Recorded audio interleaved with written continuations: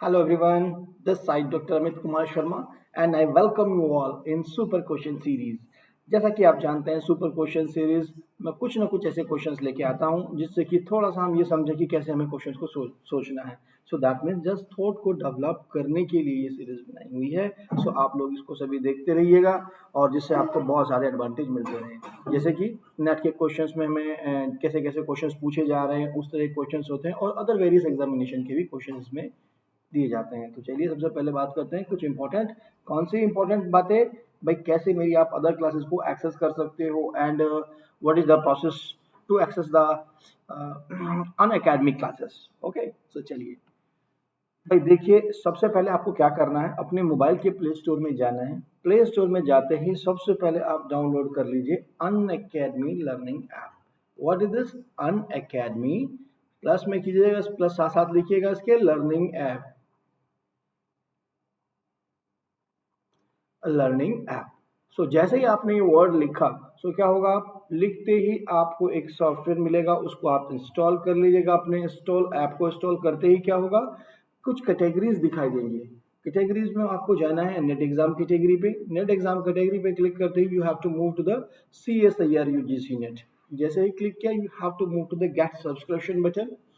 Gate subscription button पे click करेंगे तो आपको मालूम होगा कि हमें कितने मंथ का सब्सक्रिप्शन के लिए कितना पैसा हमें देना होगा। So this is a very very important factor to go in to get sub subscription. So that is a way. कैसा वे है देख लीजिए पहले कि क्या क्या हमने यहाँ पर आप लोगों के लिए सब्सक्रिप्शंस जो अमाउंट रखा है वो क्या है। 1 मंथ के लिए ये चार्ज कर रहे हैं, आप नोटिस कीजिए 1 मंथ के लिए सिर्फ 2100 रुपये चार्ज करते हैं। 3 मंथ के सब्सक्रिप्शन के लिए 5250 रुपये और 6 मंथ के सब्सक्रिप्शन के लिए 9450 रुपये रखे हुए हैं। तो भाई ये क्या है और किसके लिए है, जैसे कि 12 मंथ भी है भाई, इसमें तो 11,550 रुपये और 24 का तो 16,800 रुपये। सो देखा जाए तो बेस्ट तो सबसे ज्यादा 24 मंथ वाला है। 16,800 में आपको 2 साल तक बिल्कुल भी टेंशन नहीं है। आप नंबर ऑफ क्वेश्चंस लगा सकते हैं, क्लासेस देख सकते हैं बहुत सारे एक्सपर्ट की। So these are the various things, so इसका एडवांटेज ले सकते हैं। बट क्या ये सबको ही लेना चाहिए 24 मंथ का? नहीं, ये जरूरी नहीं है। MSc जो फर्स्ट ईयर के स्टूडेंट होते हैं, जो परसुइंग कर रहे हैं PhD, उनके लिए द बेस्ट होता है ये। ठीक है, बिकॉज क्या होगा, वो वहां पर अपना सब्जेक्टिव पेपर का नॉलेज ले रहे हैं और यहाँ पर वो अपना MCQ मल्टीपल चॉइस क्वेश्चंस का भी, और कैसे कैसे फॉर्मूलेज हैं जो हमारे एग्जामिनेशन में कम्पिटेटिव एग्जाम में पूछे जाते हैं, ये सारी इंफॉर्मेशन लेंगे। और मीन वाइल क्या होगा, दोनों में ही वो महारथी हो जाएंगे और तुरंत अपना MSc कंप्लीट करते ही क्या होगा कि उनका सिलेक्शन कहीं ना कहीं हो जाएगा। So that's what this is important part. 12 month, 12 month का भाई उनको लेना चाहिए कि जिनको थोड़ा सा, मैं कहूँगा कि MSc कुछ समय हो गया, और समटाइम क्या होता है कि MSc के बाद तक हमें पता लगता है अरे ये भी कुछ एग्जाम होता है नेट भी। सो दैट मीन्स उन लोगों के लिए होता है 12 मंथ, क्योंकि मिनिमम आप 12 मंथ लगा के चलिए। 6 महीने तो आप ये समझिए कि सब कुछ हम, अगर हम बिल्कुल न्यू हैं तो दैट मीन्स 6 महीने तो हमें बहुत चीज़ों को पता लगाने में लग जाता है कि हाँ अच्छा ऐसे हो रहा है, उस तरीके से हो रहा है। उसके बाद फिर आप एक्सपर्ट होना शुरू हो जाते हो उसके, ठीक है। लेकिन जिन्होंने थोड़ी तैयारी की हुई है, so that means they can take for the 6 month subscription. तो दैट मीन्स यहाँ पे पोस्ट दी हुई है। लेकिन सर क्या इसमें और भी बेनिफिट ले सकते हैं? बिल्कुल आप बेनिफिट ले सकते हो। क्या बेनिफिट होगा, you just right the code, यानी कि रेफरल कोड क्या है, अमित S10, अमित S10। सो अगर आपने इस रेफरल कोड का यूज कर लिया, what is this, this is the Amit S10। सो आपको एडवांटेज मिलेगा 10% डिस्काउंट का, यहाँ पर आपके पास 10% डिस्काउंट हो जाएगा। ओके ना, so that is a good thing कि uh, आप 6 मंथ पे भी 10% डिस्काउंट है आपका, हर एक पे देखिए आप 10% डिस्काउंट हो जा रहा है, यानी कि 10,395 सिर्फ पेमेंट करने होंगे, जो कि 11,550 थे। अप्रोक्सीमेटली 30 से 32 रुपए पर डे देने पड़ते हैं भाई, कोई बुराई नहीं है।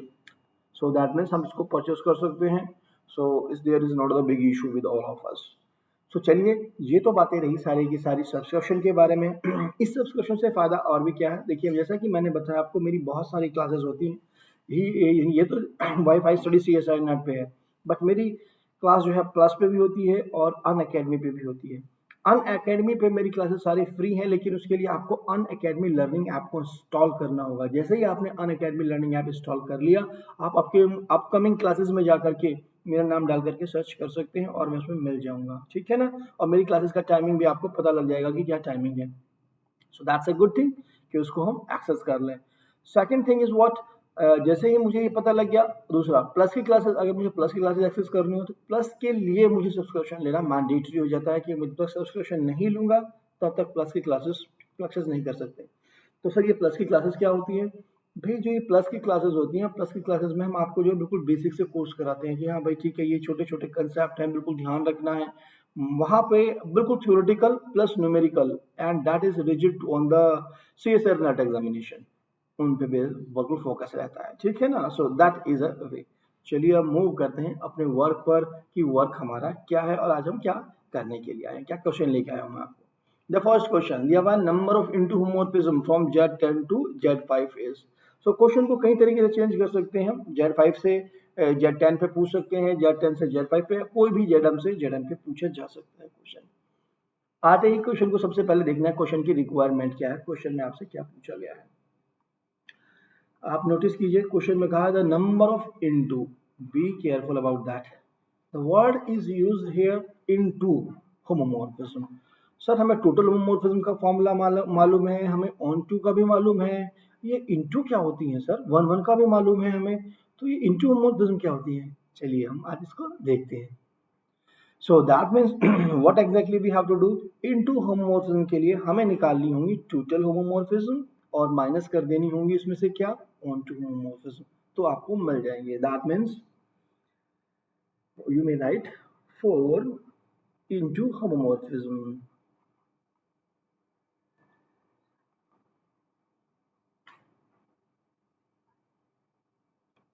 into homomorphism। क्या करना होगा, what you have to do, total number of total into homomorphism is equal to total homomorphism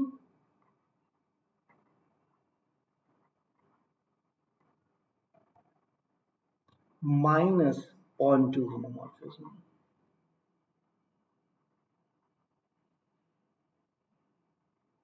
okay, so अब सर टोटल होमोमॉर्फिज्म अगर हम बात करते हैं सिंपली क्या होती है, इन दोनों का जीसीडी। सो दैट मीन्स कितना आ गया हमारे पास टोटल होमोमॉर्फिज्म, दैट इज 5।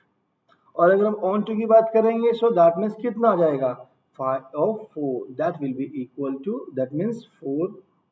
तो टोटल कितनी आ गई हमारे पास, द आंसर इज 1। तो ये तो बहुत ही सिंपल क्वेश्चन था सर, और इसमें हमें कितने कितने आंसर दिए थे, 4, 10, 1 एंड 0।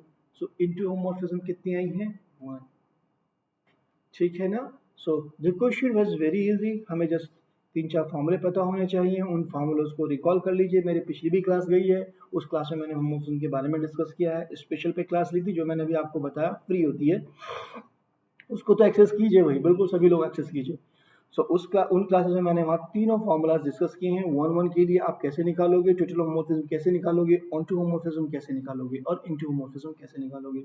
वहाँ डिटेल में मैंने इनके चारों फॉर्मूलों को लिखवाया है, तो आप वहाँ से भी एक्सेस कर सकते हैं। चलिए अब मूव करते हैं नेक्स्ट पर। नेक्स्ट में हमें क्या इन्फॉर्मेशन दी हुई है, नेक्स्ट क्वेश्चन हमें क्या कहना चाहता है। Yes, which of the following is और not the class equation of a group. भाई देखो इतनी सारी हमें तो 4 क्लास इक्वेशन दी है, इसमें से हमें कैसा पता लगे कौन सी क्लास इक्वेशन का किसी ग्रुप की है या नहीं है। तो ये चीजें आपको बहुत ही ट्रिवियल होती हैं।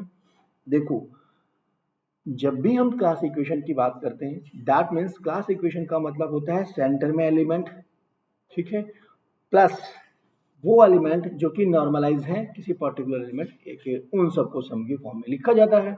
सो this is the only process. So इस प्रोसेस को कंप्लीट करने के लिए अगर मैं एक ऑप्शन की तरफ जाता हूं, for option A, for option A मुझे दिया गया है 6 is equal to 3 plus 3, right. अगर 6 इज इक्वल टू 3 प्लस 3 दिया गया है, इसका मतलब क्या हुआ, मीन्स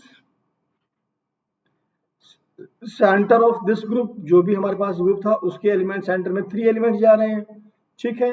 कुछ तो एलिमेंट जाएंगे ना, सेंटर में 3 एलिमेंट गए हैं। सो बट 3 को ऐसे थोड़ा ही लिखते हैं कभी भी क्लास इक्वेशन में, हमेशा अगर 3 होते तो 1 प्लस 1 प्लस 1 की फॉर्म में लिखे होते सेंटर के एलिमेंट, तो that can not be the class equation of any.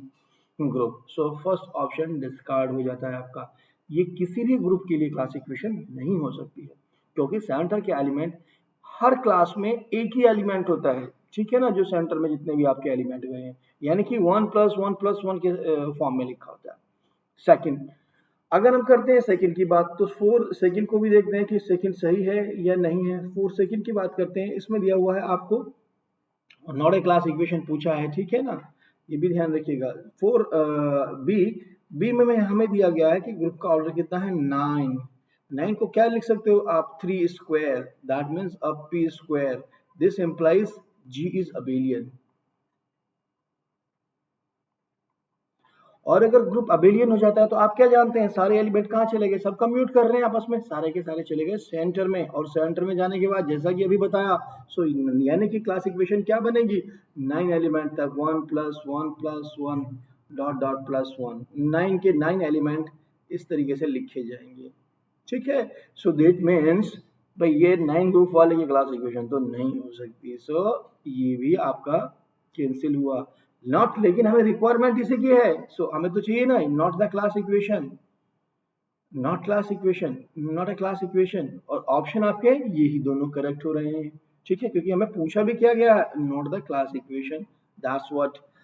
अब हम बात करते हैं 10 की। 10 जब भी इवन ऑर्डर आए तो एक बार तो माइंड में जाता ही है भाई, डी एन की तरफ अप्रोच करें। डीएन में क्या होता है, अगर आप डीएन में देखेंगे तो डीएन के अंदर हमारे पास क्या है, डी एन, यानी कि ग्रुप का ऑर्डर इवन 2n होता है। सो दैट मीन्स हम वहां की तरफ सोचते हैं। सो अगर हम छोटा सा भी माइंड लगाएं, this is the class equation of D5, ठीक है, this is the class equation of the D5।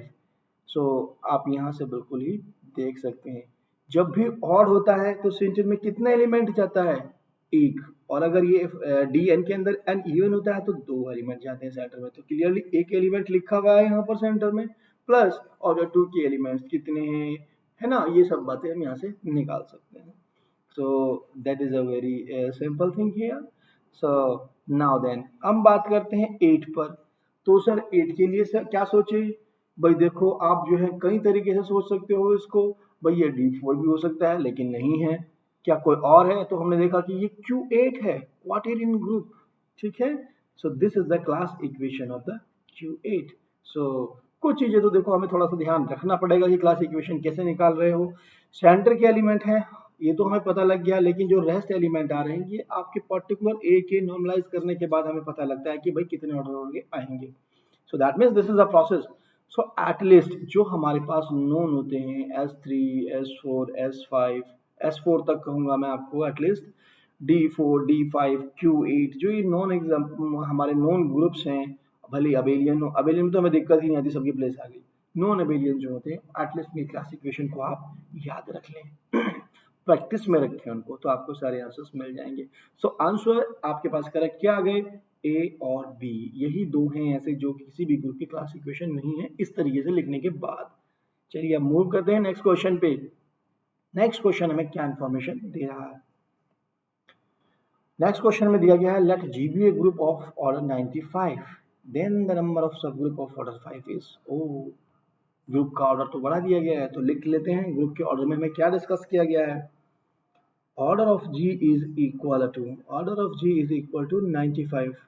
सो मैं हमेशा आपको क्या कहता हूँ, जो भी नंबर आए उसको हमेशा प्राइम के प्रोडक्ट में या प्राइम की पावर्स के प्रोडक्ट में जैसे भी उसको ब्रेक करके लिखो, या कोई प्राइम की फॉर्म से दी।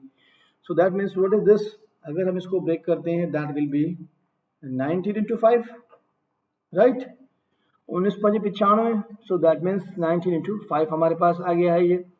अब हमें क्या देखना होगा, ये आ गया हमारे पास, that is I will just write पहले स्मॉल और फिर बड़े वाला, यानी कि this is equal to P into Q। जब भी P into Q का आ जाए, देखिए इसने जब भी हमें सब ग्रुप के बारे में बात की है, तो एक बार हमें जरूर देखना है कि ग्रुप कौन से स्ट्रक्चर का बन रहा है, कौन सा ग्रुप है। सो दैट मीन्स आप तब इजीली उसको निकाल सकते हैं। अदरवाइज क्या होगा ना, मैं पहले इसको देखूंगा फिर दूसरे को देखूंगा कि भाई यहाँ कैसे कौन कौन से ग्रुप बनेंगे, तो पहले सबसे पहले ये तो देख लो कि ग्रुप की स्ट्रक्चर क्या है, ग्रुप किसके आइसोमॉर्फिक जा रहा है। So this is the purpose.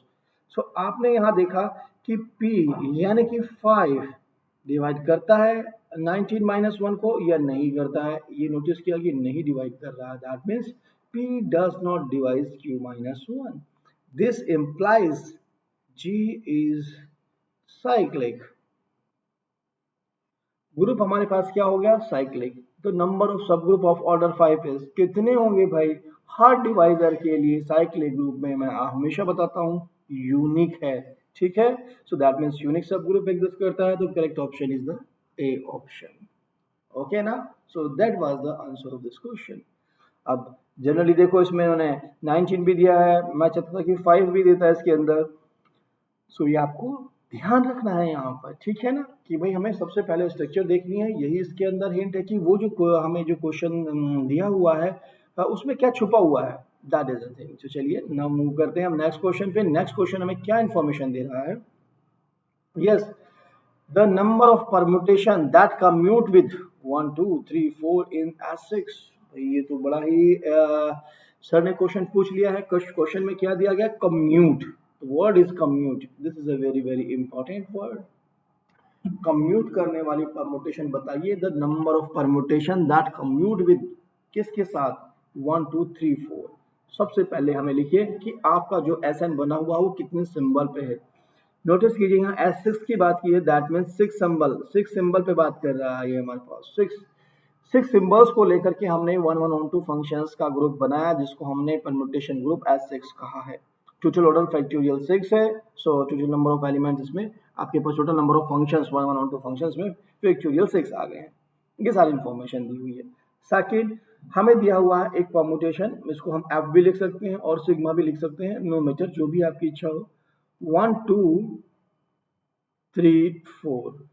Okay, आपको सबसे पहले ध्यान रखना है कि क्या ये डिसजॉइंट है या फिर इनमें कोई कॉमन है. तो देखा हमने कोई भी कॉमन नहीं है. They are the disjoint cycle. Right, 1 2 3 4. But symbol कितने थे? 6. और अभी तो यहाँ तक 4 यूज हुए हैं. इसका मतलब हम क्या लिख सकते हैं? There is can be written as 1 2 3 4. ठीक है, और आपके पास क्या बचा? 5. वो भी एक सिंगल लेंथ का साइकिल और एक और 6. That is a single length का साइकिल. जब भी हमें ये निकालना है कि भाई निकालना है total number of permutation that commute with some sigma. So क्या फॉर्मूला होगा? लिख लीजिएगा. द नंबर ऑफ परम्यूटेशन या total number of permutation that commutes with a disjoint cycle sigma in Sn is किससे गिवन होता है? 1 की पावर n1 इंटू 2 की पावर n2 इंटू 3 की power n3 dot dot dot n factorial into n2 factorial into n3 factorial. Okay, this is the formula.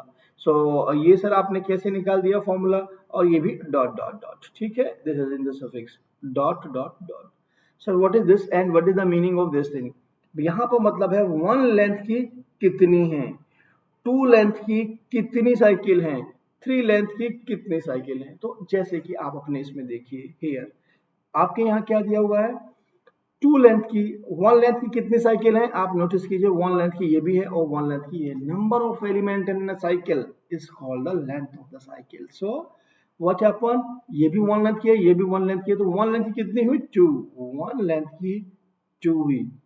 Okay, सो ये ही 2 हम यहाँ पे फैक्टोरियल की फॉर्म में भी लेते हैं. तो आप सिंपली यहाँ पे ले सकते हो यानी कि 2 फैक्टोरियल. ओके, इसके बाद हम 2 लेंथ की देखते हैं. इसमें 2 लेंथ की देखते हैं तो एक ये भी और एक ये भी. 2 लेंथ की भी 2 है इसके अंदर, 2 लेंथ की भी 2 है और फिर इसका भी हमें फैक्टोरियल लेना होता है. That means 2 factorial. और तो कोई नहीं है इसमें 3 लेंथ की, 4 लेंथ की या कोई और लेंथ की नहीं है. सो बस दिस इज द आंसर. आपका क्या आ गया? आपके पास आंसर आपके पास आ गया. ये तो 1 हो गया. सो 1 into 2 into 4 into 2, that is what? 16 is the correct answer. Okay, so 16 is the correct answer.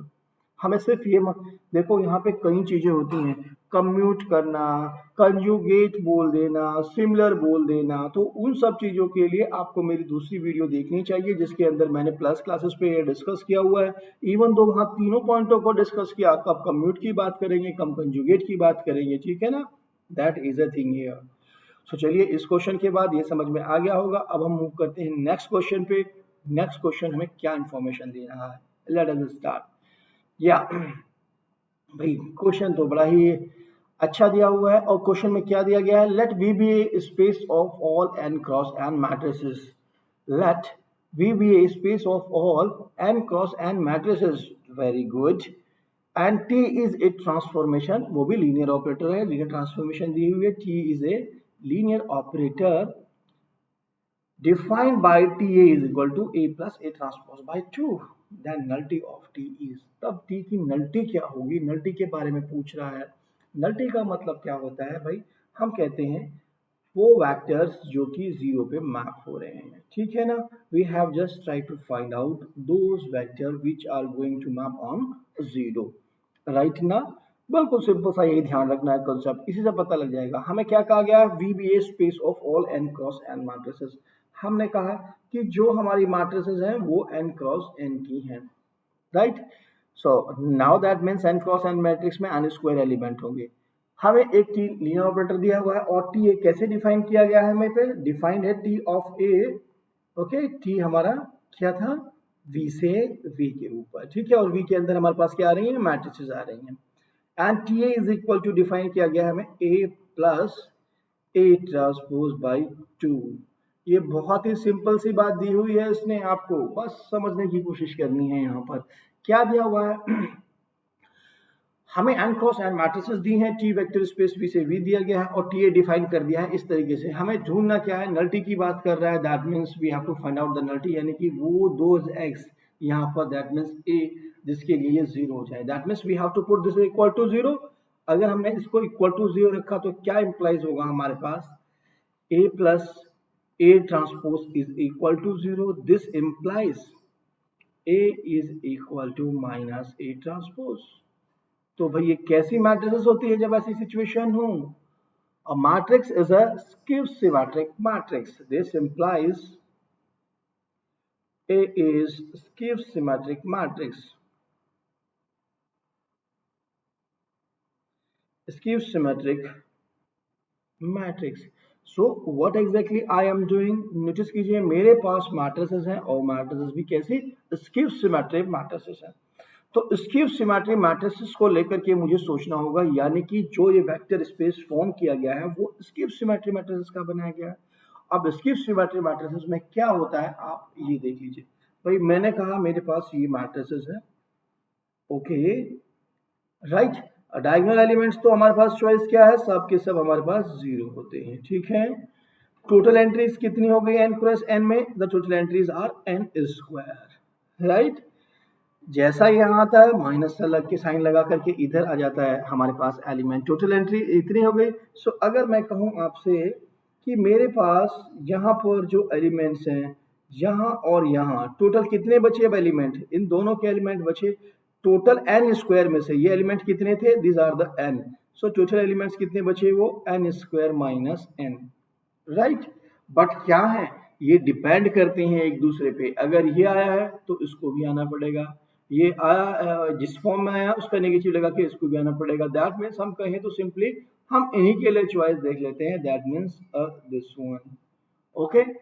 इनके लिए तो चॉइस जीरो हो गई है, तो देयर इज नो मीनिंग, तो सिंपली आपके पास क्या फॉर्मूला बन जाता है, that is equal to n n minus one by two, यानी कि स्क्यू सिमेट्रिक मैट्रिक्स में कितने फ्री वेरिएबल्स हैं, these all are the free variables and that will give you the nullity of T, ठीक है। जो कि आपके पास सिचुएशन में क्या हुआ, जब आपने ऐसी मैट्रिक्स रखी थी जीरो के बराबर, तो आपके पास ऐसे एलिमेंट्स हैं, देखा जाए तो स्क्यू सिमेट्रिक मैट्रिक्स जा रही हैं आपके पास सारी की सारी, तो जितने वेरिएबल्स स्क्यू सिमेट्रिक मैट्रिक्स में हैं they are going into the nullity of T.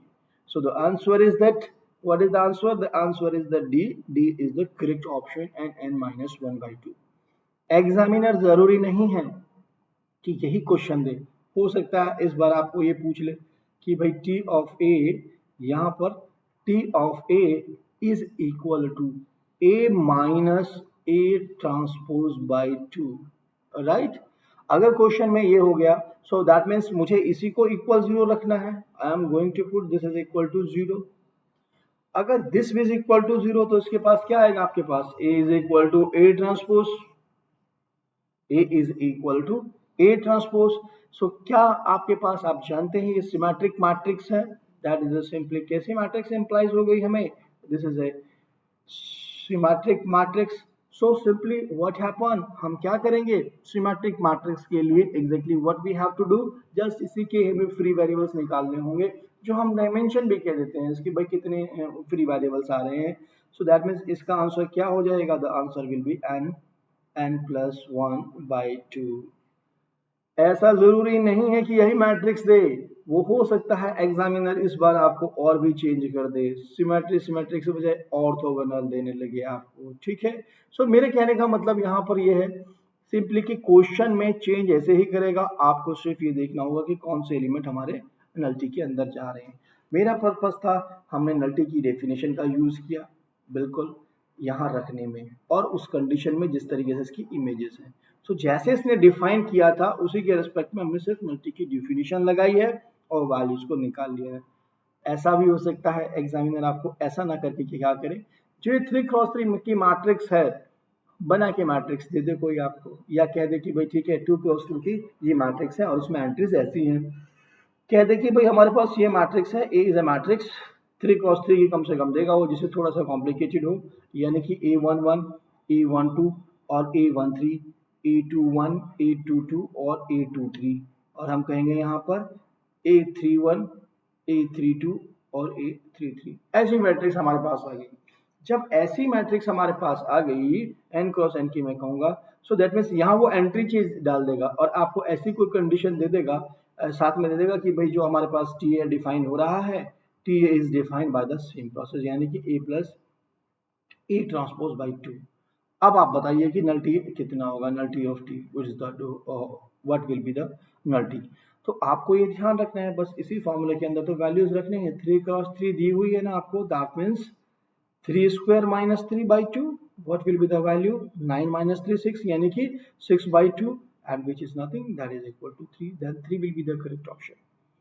So question को इसी क्वेश्चन को कई एस्पेक्ट में पूछा जा सकता है, आपको बिल्कुल घबराना नहीं है उस समय, बिल्कुल पेशेंसली इसको डील करना है. सो आज आपने कई क्वेश्चंस लर्न किए, कुछ में छोटी छोटी टेक्निक्स थी, कुछ में फॉर्मूला था, वे को मैंने डिस्कस किया कि वो कैसे हमें अप्रोच करनी है क्वेश्चन को. ठीक है ना. सो आप देखते रहिए, बहुत सारे क्वेश्चंस में लाता रहता हूँ रोज रोज आपके लिए, और वॉच करते रहिए. Wifi study CSIR net channel को सब्सक्राइब कीजिए, वीडियो को वॉच कीजिए, लाइक कीजिए, शेयर कीजिए. देखिए अदर क्लासेस के लिए मैं आपको बोल रहा हूँ एवरीडे होती हैं 9:30 पर, 9:30 PM स्पेशल क्लासेस है मेरे पास. सो इन स्पेशल क्लासेस में बहुत सारे कंसेप्ट में डिस्कस करता हूँ. You must join this class, you must join this class. जैसे ही आप ज्वाइन करेंगे इस क्लासेस को, आपको एडवांटेज पता लग जाएंगे कि हाँ यहाँ क्वेश्चंस भी डिस्कस कर रहा हूँ, बट वहाँ बहुत ज्यादा क्वेश्चंस की प्रैक्टिस कराई जाती है, और they all are free, they all are free. So कोई पेमेंट ही नहीं देना है आपको, बस आपको अनअकैडमी लर्निंग ऐप को इंस्टॉल करना है अपने मोबाइल में. ये सिर्फ ऐप में ही चलती हैं. ठीक है, that is the only way. So चलिए आप देखते रहिएगा और लाइक कीजिएगा. Thanks for watching the video.